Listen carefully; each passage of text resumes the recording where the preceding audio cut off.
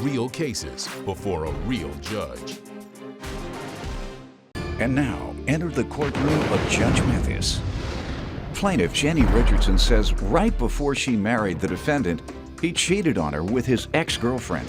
And after getting married, he became a regular on sex chat lines.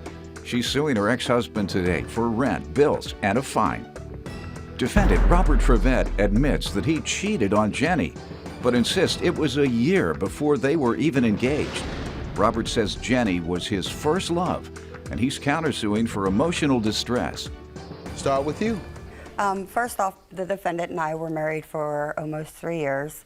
It started off in our relationship with him being a pathological liar. His mom even warned me not to get with him. You know, had I have known now what I know today, I wouldn't have. Now I wish I would have listened to his mom.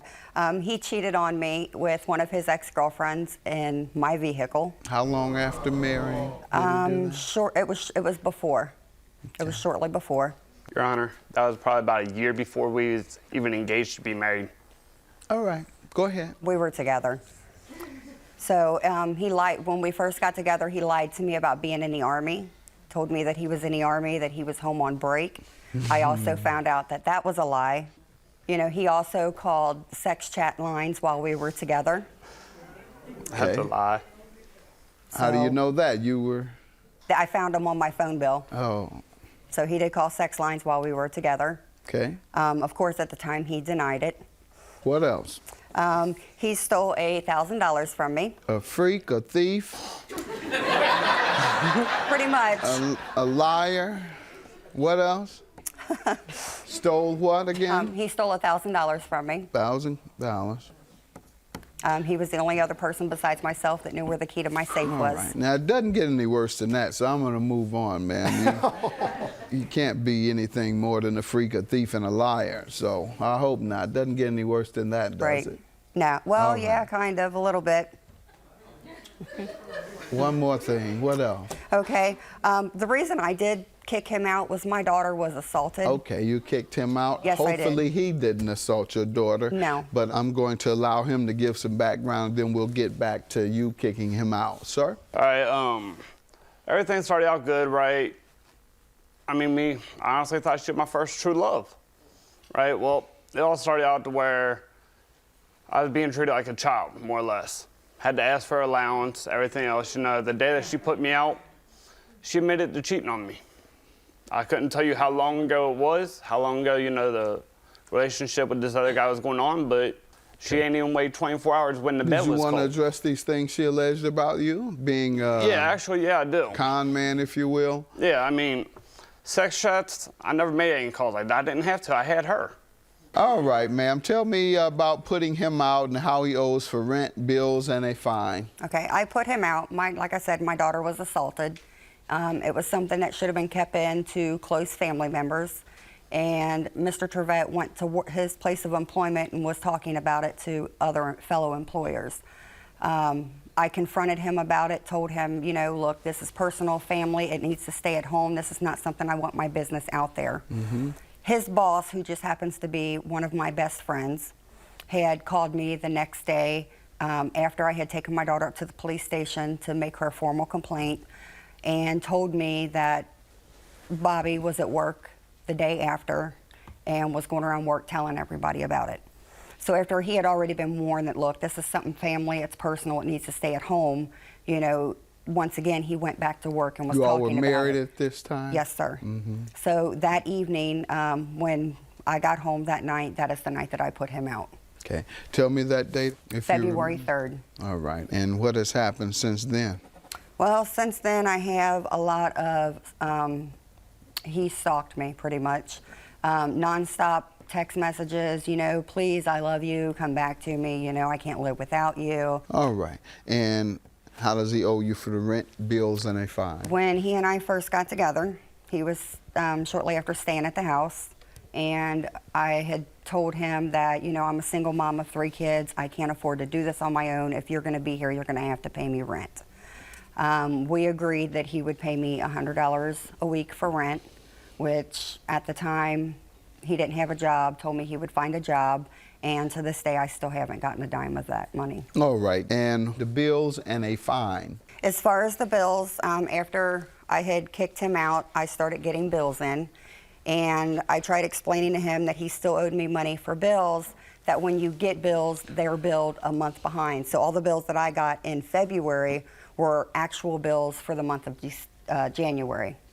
And he felt that since I didn't get the bill until February, he wasn't there in February. Okay, what fine does he owe you for? The You're fine, suing for a fine. the fine is from when he was arrested, and they had, if you pull up his rap sheet, it shows several different times where KPSs were ordered for him. All right, and they how were finally, you assessed a fine? They finally caught up with him. I wasn't assessed the fine. They arrested him, and I paid $164 to get him out of jail. Okay, and he agreed to repay you? Yes. All right.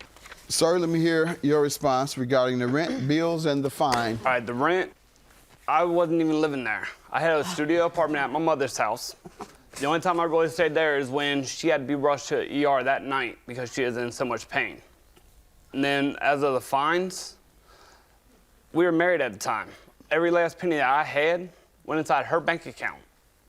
Therefore, it wasn't just her money paying the fines, it was also my money paying the fines, and she ain't had to pay to get me out of jail. I put on house arrest. Have you all been to the divorce court judge and explained these financial issues? No, they were never brought up while we were getting Why? divorced, because he refused to sign the papers if I had even a penny in our divorce. So I sat there in the courtroom that day, and Why didn't I you told tell the judge that? I did tell the judge. And the judge said what? She said, well, if you sign these papers under distress, I can't hear this case.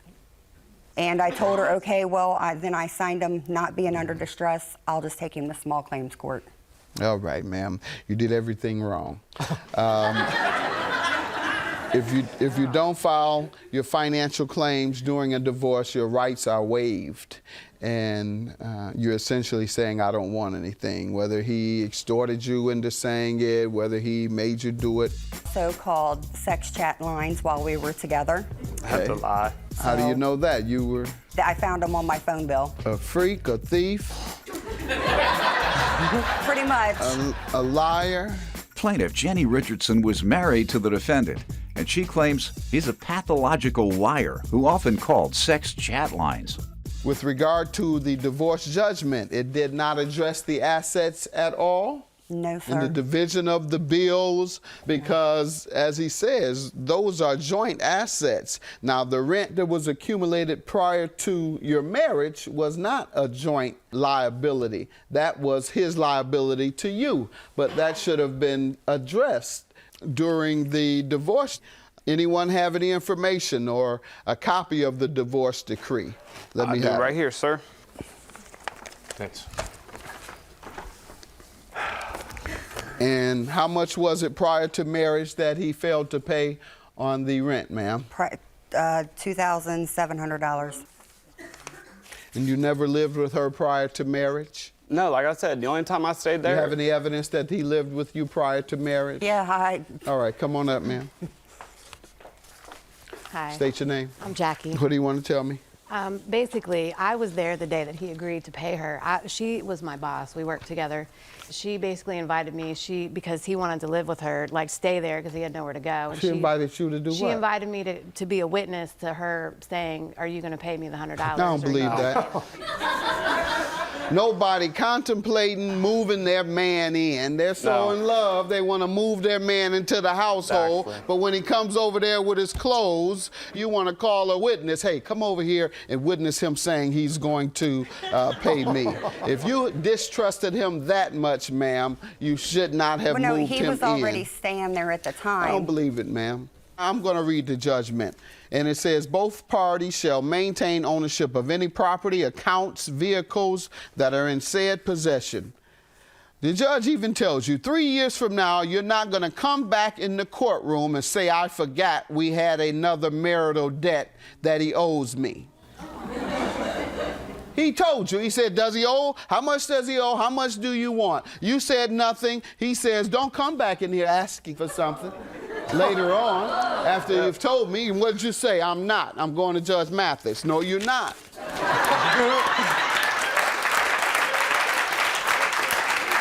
What's your emotional distress for? Well, Your Honor, from the time that she put me out, right, I found out for a fact that she was cheating on me. All right, therefore, I've not been the same since. What's wrong with your sense? Just for the simple fact that, like I said, you know, she was my actual first true love.